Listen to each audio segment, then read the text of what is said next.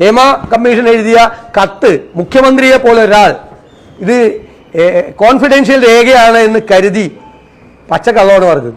അതിനുകൂടി മുഖ്യമന്ത്രി മാപ്പ് പറയണം. തെറ്റായിട്ടവർ ഹേമ കമ്മീഷൻ എഴുതിയിട്ടില്ല സർക്കാരിന്. ഈ റിപ്പോർട്ട് പുറത്തു വിടരുത് എന്ന് അവർ പറഞ്ഞിട്ടില്ല.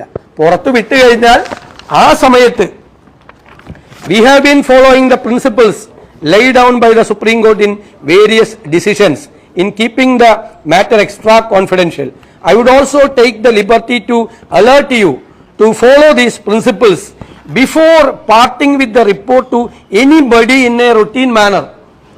റൊട്ടീൻ മാനറിൽ സാധാരണഗതിയിൽ ഈ റിപ്പോർട്ട് പുറത്തേക്ക് കൊടുക്കുമ്പോൾ സുപ്രീം കോടതിയുടെ പ്രിൻസിപ്പിൾസ് ഫോളോ ചെയ്യണമെന്നാണ്. അതിൻ്റെ അർത്ഥം റിപ്പോർട്ട് പുറത്തു കൊടുക്കരുതെന്നാണോ? റിപ്പോർട്ട് പുറത്തു കൊടുക്കുമ്പോൾ ചെയ്യേണ്ട എന്താണ് സൂക്ഷിക്കേണ്ടത് എന്ന് ആണ് അവർ അലേർട്ട് ചെയ്തിരിക്കുന്നത്. കാരണം ഈ ഇരകളുടെ പേരുകളൊന്നും പുറത്തു വരാൻ പാടില്ല, അത്രേ പറഞ്ഞിട്ടുള്ളൂ. അതാണ് സുപ്രീം കോടതി വിധി.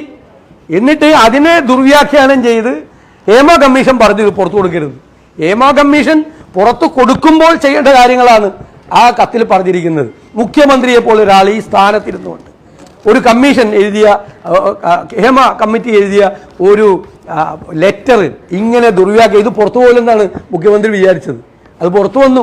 ആ പുറത്തു വന്ന കത്തിൽ വളരെ വ്യക്തമായി അവർ പറഞ്ഞിട്ടുണ്ട്. ഈ മുഖ്യമന്ത്രി വരെ വന്നിരുന്നു നുണ പറയുകയാണ്.